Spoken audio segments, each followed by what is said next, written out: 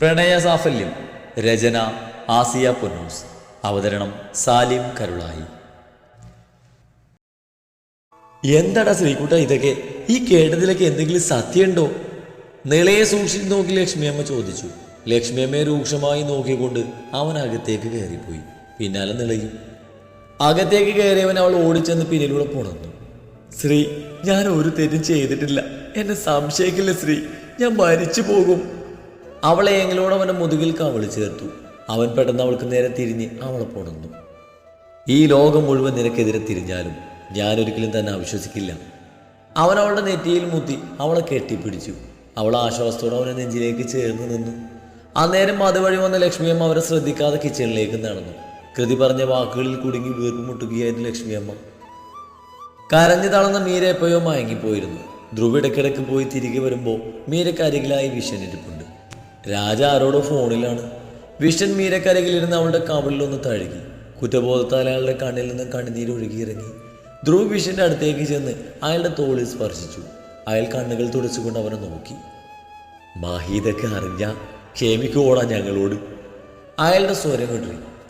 തെറ്റ് പറ്റിപ്പോയി, അന്വേഷിക്കണമായിരുന്നു. പെറ്റമ്മക്ക് പോലും അവളെ സംരക്ഷിക്കാൻ കഴിഞ്ഞില്ല. വെറുതെ വിടാൻ പാടില്ല ധ്രുവ. മഹിയോടും അവൻ്റെ മകളോടും ഇനിയെങ്കിലും നമ്മൾ നീതി പുലർത്തണം.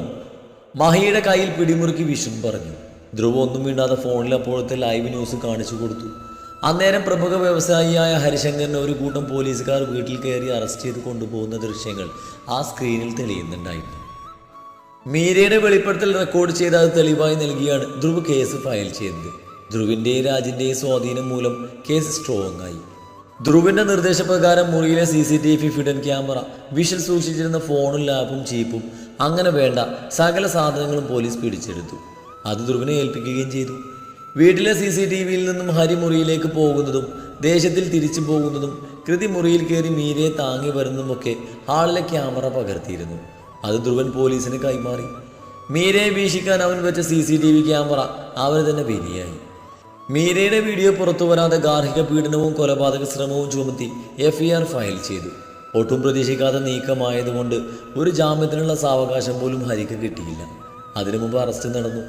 എല്ലാ വിധത്തിലും ഹരിയെ പൂട്ടിക്കളഞ്ഞു. അങ്ങനെ ഒരു നീക്കം അവൻ പ്രതീക്ഷിച്ചിരുന്നില്ല എന്നതാണ് സത്യം. നിശാന്തും അച്ഛനും ഹരിക്ക് വേണ്ടി ഓടി നടന്നെങ്കിലും കേസ് വളരെ സ്ട്രോങ് ആയിരുന്നു. ഉന്നതർ ഇടപെട്ടതും തെളിവുകൾ ശക്തമായ ആ കേസിൽ നിന്നും മൂരിപ്പോരുക എന്നത് അത്ര എളുപ്പമായിരുന്നില്ല.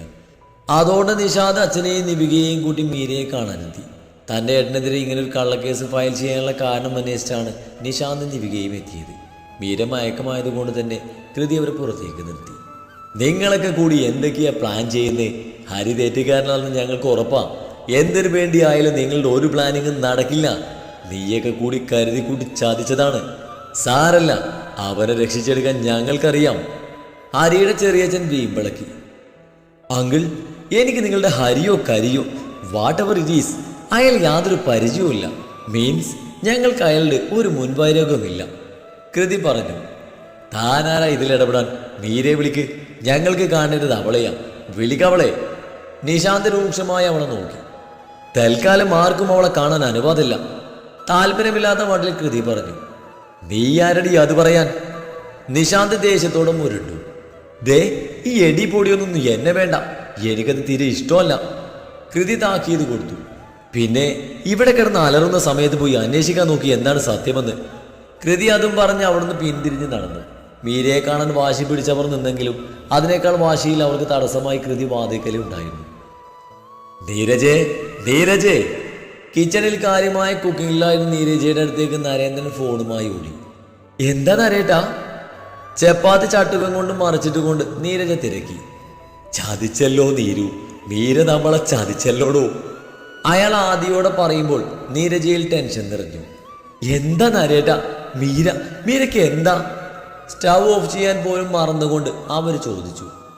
ഹരിക്കെതിരെ മീര കള്ളക്കേസ് കൊടുത്തിരിക്കുക, ദേ നോക്ക് എന്ന് പറഞ്ഞ നരേന്ദ്രൻ ന്യൂസ് അവരെ കാണിച്ചു. ഏത് വിശ്വസിക്കണമെന്ന് അറിയാതെ നീരജ വലഞ്ഞു.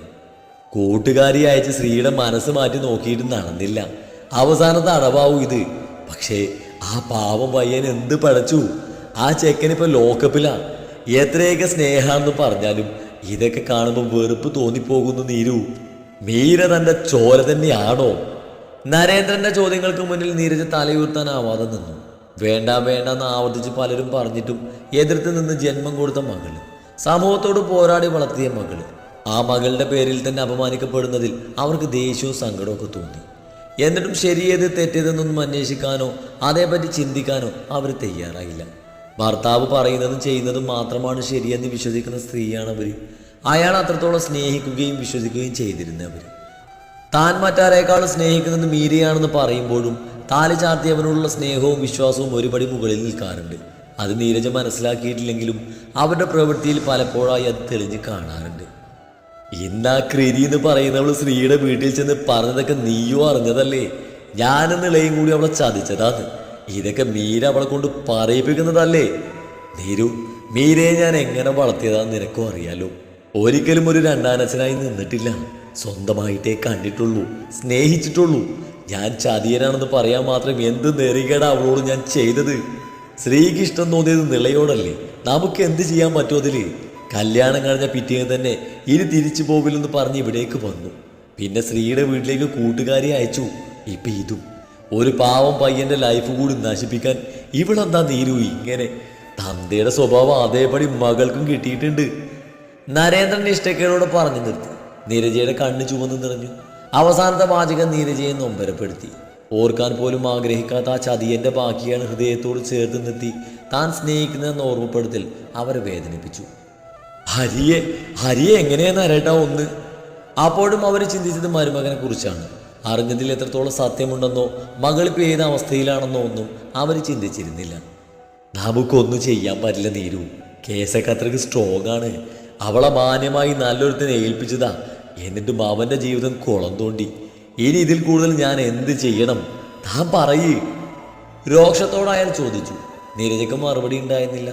തന്റെ ഭർത്താവിന്റെ മുന്നിൽ തലകുനിച്ച് നിൽക്കേണ്ടി വന്നതിൽ അവർക്ക് വല്ലാത്ത ദേഷ്യം തോന്നി.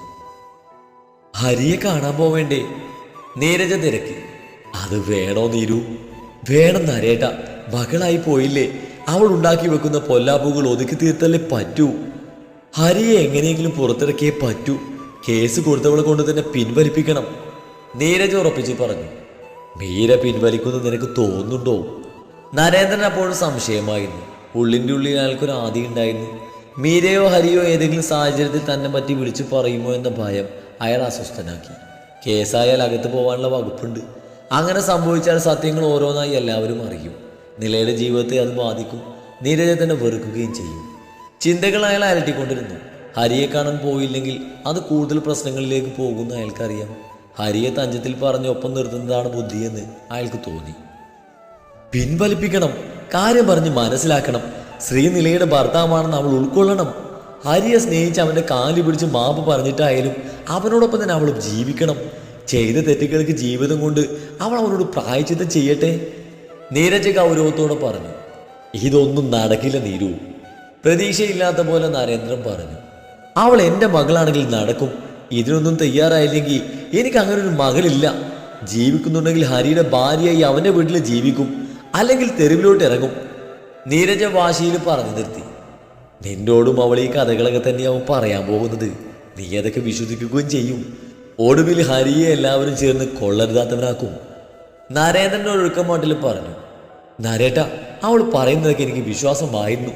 എനിക്കറിയാത്തതായി അവളുടെ മനസ്സിൽ ഒന്നുമില്ലെന്ന് വിശ്വസിക്കുന്ന സമയമുണ്ടായിരുന്നു എനിക്ക്. എല്ലാ സ്വാതന്ത്ര്യം കൊടുത്താ ഞാൻ അവളെ വളർത്തിയത്. എന്നിട്ട് സ്ത്രീയോട് അവൾക്കുള്ള ഇഷ്ടം അവളത് മറച്ചു വെച്ചു. നിലയുമായി ഇഷ്ടത്തിലായപ്പോൾ അവൾ തുറന്ന് പറഞ്ഞില്ല. തുറന്നു പറയാതെ ഉള്ളിലിട്ട് ചിന്തിച്ചു കൂട്ടി വേണ്ടാത്ത ചിന്തകളൊക്കെ മനസ്സിൽ കൊണ്ട് നടന്നു. സ്ത്രീ അവളുടെ ബെസ്റ്റ് ഫ്രണ്ട് ആയിരുന്നില്ലേ?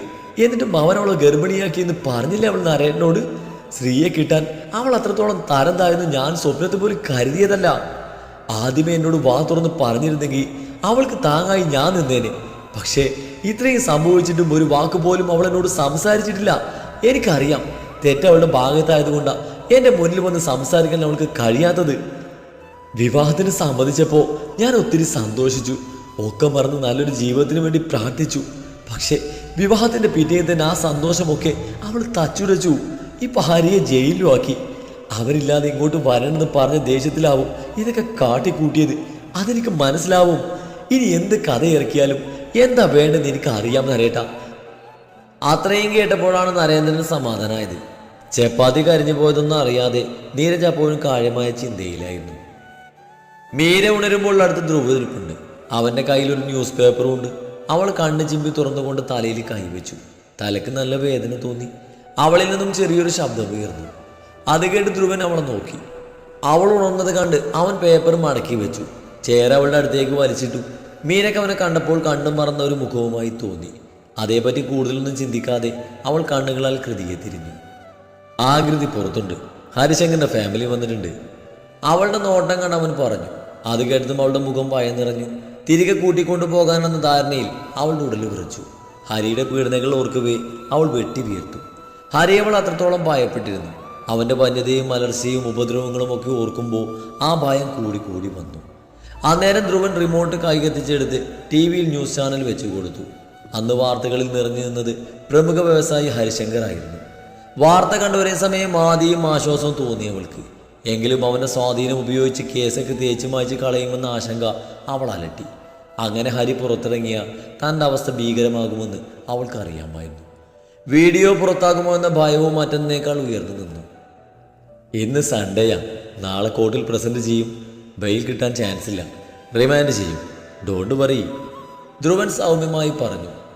വീഡിയോസ് വെച്ച് ഇനി ആരും ബ്ലാക്ക് മെയിൽ ചെയ്യില്ല മോളെ. അവൻ്റെ ഫോണടക്കം ആ വീട്ടിലുണ്ടായിരുന്ന സകലതും നമ്മളുടെ ആളുകൾ പിടിച്ചെടുത്തു. അത് ധ്രുവ് നശിപ്പിക്കുകയും ചെയ്തു. ആ ടെൻഷൻ ഇനി വേണ്ട. രാജ് ഫോണ് പോക്കറ്റിലിട്ട് അങ്ങോട്ടേക്ക് വന്ന് പറഞ്ഞു. മീര ധ്രുവിനെ നോക്കി അവന് തിരിച്ചു. അമ്മയെ അറിയിക്കണോ മീരെ? രാജിൻ്റെ ആ ചോദ്യം കേട്ട് അവൾ ധ്രുവിൽ നിന്ന് നോട്ടം മാറ്റി. എന്ത് മറുപടി പറയണമെന്ന് അറിയാതെ അവൾ രാജിനെ നോക്കിക്കിടന്നു. വേണ്ട രാജ്, ആരെയും അറിയിക്കണ്ട, വിശ്വൻ അകത്തേക്ക് വന്ന് പറഞ്ഞു. മീര അയാളെ നോക്കി. വല്ലാത്തൊരു കുറ്റബോധത്തോടെ വിശ്വനും അവളെയും. തങ്ങൾ ചെയ്തത് തെറ്റാണെങ്കിൽ പോലും നീരജിയോട് ഇപ്പോൾ ദേഷ്യം തോന്നിപ്പോവുകയാണ് അയാൾക്ക്. വീണ്ടും മീരയെ അവർക്കരികിലേക്ക് അയക്കാൻ അയാൾ ആഗ്രഹിക്കുന്നില്ല. ഒപ്പം കൂടാൻ ആഗ്രഹമുണ്ടെങ്കിലും അതെങ്ങനെ അവതരിപ്പിക്കണമെന്ന് വിശ്വനൊരു രൂപവുമില്ല. ഇനി എന്തെന്ന മട്ടിൽ വിശ്വൻ സംശയിച്ച് നിൽക്കുമ്പോൾ മധുവിൻ്റെ കോളുകൾ അയാളെ തേടിയെത്തുന്നുണ്ടായിരുന്നു. അപ്പോഴേക്കും മീരയോട് സംസാരിക്കാൻ 1-2 പോലീസ് ഉദ്യോഗസ്ഥർ അകത്തേക്ക് കടന്നു വന്നിരുന്നു. അതോടെ അവർ പുറത്തേക്ക് ഇറങ്ങി നിന്നു. എന്താ ഇപ്പൊ വിശ്വാസമായോ? കൃതി മൊബൈൽ പോക്കറ്റിലിട്ടുകൊണ്ട് ചോദിക്കുമ്പോൾ നിശാന്തിനും അച്ഛനും മറുപടി ഉണ്ടായിരുന്നില്ല. ധ്രുവൻ ഷൂട്ട് ചെയ്ത മീരയുടെ തുറന്നു പറച്ചിലും പോലീസിന് കൈമാറിയ CCTV വിഷ്വൽസും കൃതി അവർക്ക് കാട്ടിക്കൊടുത്തു. തനിക്കൊരു പെങ്ങളില്ലേ? മീരയുടെ സ്ഥാനത്ത് പെങ്ങളൊന്ന് സങ്കല്പിച്ച് നോക്ക്. നോവും തനിക്ക്, അതുപോലെ എനിക്കും നൊന്തു. അല്ലാതെ തൻ്റെ ഹരിക്കെതിരെ കള്ളക്കേസ് കൊടുത്ത് എനിക്കൊന്നും നേടാനില്ല, കൃതി ദേഷ്യത്തോടെ പറഞ്ഞു. നിവിക പുറത്തുനിന്ന് മീര കിടക്കുന്നിടത്തേക്ക് എത്തി നോക്കി. അവൾ അനുഭവിച്ചതൊക്കെ ഓർക്കവേ നിവികയുടെ കണ്ണുകൾ നിറഞ്ഞു. ഇനിയും വിശ്വാസമല്ലെങ്കിൽ അകത്ത് പോയി നോക്കിക്കോ. തൻ്റെ ഹരിയുടെ സ്നേഹോപാരങ്ങൾ ഇപ്പോഴും ആ ശരീരത്തിലുണ്ട്. പുച്ഛത്തോടെ അവൾ പറഞ്ഞപ്പോൾ നിശാന്തിൻ്റെ ശിരസ് താണുപോയി. ഒരു വാക്ക് മിണ്ടാനാവാതെ അവൻ അവിടുന്ന് തിരികെ നടന്നു. ഹരിയെ കാണുന്ന ഒരൊറ്റ ലക്ഷ്യം മാത്രമേ മനസ്സിലുണ്ടായിരുന്നുള്ളൂ. കാരണം അവൻ അറിയുന്ന ഹരി അങ്ങനെ ഒരുവനായിരുന്നില്ല. തെളിവുകൾ കൺമുന്നിൽ നിർത്തിയിട്ട് വിശ്വസിക്കാൻ അവന് പ്രയാസം തോന്നി. അവൻ നേരെ സ്റ്റേഷനിലേക്കാണ് പോയത്. അച്ഛനെയും നിവികയെയും മനഃപൂർവ്വം ഒഴിവാക്കി. SIയുടെ പെർമിഷൻ വാങ്ങി അവൻ ഹരി കിടന്ന ലോക്കപ്പിന് മുന്നിലേക്ക് ചേർന്ന് നിന്നു. അവിടെ ഭിത്തിയിൽ ചാരിയിരിക്കുകയാണ് ഹരി. അവനെ കണ്ടതും ഹരി എഴുന്നേറ്റ് വന്നു. ഹരി, ഞാൻ ഈ കേട്ടതൊക്കെ സത്യമാണോ? ഹരി എന്തെങ്കിലും ചോദിക്കും മുന്നേ നിശാന്ത് ചോദിച്ചു. ഹരിയുടെ നെറ്റി ചുളിഞ്ഞു. മീരയെ നീ വില കൊടുത്ത് വാങ്ങിയതാണോ? അവൻ രോഷത്തോടെ തിരക്കി. മീരയുടെ പരാതിയിൽ പറയുന്നതൊക്കെ സത്യമാണോ? മറുപടി കിട്ടും മുന്നേ അവൻ അടുത്ത ചോദ്യം എറിഞ്ഞു. നീ എന്നെ ചോദ്യം ചെയ്യുവാണോ? ഹരി അവനെ തുറിച്ചു നോക്കി. ചോദ്യത്തിന് മറുപടി താ ഹരി. അവന്റെ ശബ്ദം ഉയർന്നു. ഡാ, വല്ലാണ്ട് ഒച്ചയെടുക്കണ്ട. നീ അറിഞ്ഞതൊക്കെ സത്യം തന്നെയാ, ഹരി ദേഷ്യത്തോടെ പറഞ്ഞു. നിശാന്തിനാകെ വല്ലാതെയായി. അവനോട് പ്രതീക്ഷിച്ചിരുന്നില്ല. അവളെവിടെ? എന്റെ വാടക ഭാര്യ. എന്റെ കാശും വാങ്ങി പൂഴ്ത്തി വെച്ചിട്ട് അവൾ എനിക്കെതിരെ തന്നെ കേസ് കൊടുത്തല്ലേ? ചോദ്യത്തോടൊപ്പം അവന്റെ കൈകൾ അഴികളിൽ മുറുകി. അവളെ ഞാൻ നിരന്തരം പീഡിപ്പിക്കാറുണ്ട് പോലും. എന്റെ പീഡനം എന്താണെന്ന് അവൾ ഇനി അറിയാൻ പോകുന്നതേ ഉള്ളൂ. ഹരിശങ്കർ ആരാണെന്ന് കാണിച്ചു കൊടുക്കുന്നുണ്ട് അവൾക്ക് ഞാൻ. ഹരി ദേഷ്യം കൊണ്ട് വിറച്ചു. അതിന് നിന്റെ ക്രൂരതയ്ക്ക് ബലിയാടാവാൻ ഇനി അവളെ കെട്ടില്ല ഹരി. കോർട്ടിൽ അവർ ഡിവോഴ്സിന് മൂവ് ചെയ്യുന്നുണ്ട്. കേസ് വളരെ സ്ട്രോങ് ആണ്. റിമാൻഡിൽ പോകുന്ന കാര്യം ഉറപ്പാണ്, നിശാന്ത് പറഞ്ഞു. ഹരിയുടെ മുഖം കടുത്തു. അവൾ എന്തൊക്കെ മൂവ്മെന്റ് നടത്തിയാലും ഡിവോഴ്സ് കിട്ടാൻ പോകുന്നില്ല. എൻ്റെ ആഗ്രഹം നടക്കുന്നത് വരെ എൻ്റെ വാടക ഭാര്യയായി തന്നെ ജീവിക്കും. ഇതുവരെ അവളെ ദ്രോഹിക്കണമെന്നും എനിക്ക് ആഗ്രഹമില്ലായിരുന്നു.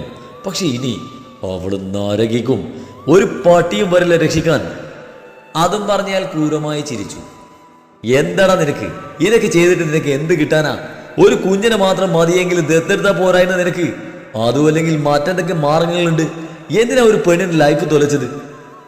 നിശാന്ത് ഇഷ്ടക്കേടോടെ തിരക്കി. ആര് തുലച്ചെന്ന്? കാശ് എണ്ണിക്കൊടുത്തിട്ടാണ്, ചുമ്മാതൊന്നുമല്ല. അവൻ ചുണ്ടുകൂട്ടി. അല്ലെങ്കിൽ കല്യാണം കഴിച്ച് ഒരുത്തിയെ കൂടെ പൊറപ്പിക്കണമെന്നൊന്നും എനിക്ക് ആഗ്രഹമില്ല. അതുപോലെ ഒരുത്തിയെ കൂടെ കൂട്ടിയതല്ലേ എൻ്റെ അച്ഛൻ. എന്നിട്ടാ പന്ന മോള് സ്വന്തം സുഖം നോക്കി വേറെ ഒരുത്തിന്റെ ഒപ്പം പോയില്ലേ? നിനക്കും അറിയാവുന്നതല്ലേ ചെറുപ്പം മുതൽ അതിൻ്റെ പേരിൽ ഞാൻ എത്രത്തോളം ആക്ഷേപിക്കപ്പെട്ടു. വേശിയെന്ന് മുദ്ര കുത്തിയില്ലേ, ഒറ്റപ്പെടുത്തിയില്ലേ? കുട്ടികൾ മുതൽ മുതിർന്നവർ വരെ ഒരു നേരം പോക്ക് പോലെ എന്നെ ദ്രോഹിച്ചില്ലേ? ചെറുപ്പത്തിൽ ഞാൻ അനുഭവിച്ച ബുദ്ധിമുട്ട് എത്രയാണെന്ന് നിനക്ക് ഊഹിക്കാൻ പോലും പറ്റില്ല. അത് പറയുമ്പോൾ അവന്റെ കണ്ണുകൾ ചുവന്നു. ഖിരിച്ചു പോയവൻ. നിശാന്തിന് അവന്റെ ഭാവത്തിൽ വല്ലായ്മ തോന്നി. ഒരു ഭ്രാന്തനെ പോലെ തോന്നിച്ചു അവന്. അതുകൊണ്ട് അച്ഛനെ പറ്റിയ വലിയ തെറ്റ് എനിക്കുണ്ടാവരുതെന്ന് എനിക്ക് നിർബന്ധമായിരുന്നു. അവൻ കിതപ്പോടെ പറഞ്ഞു.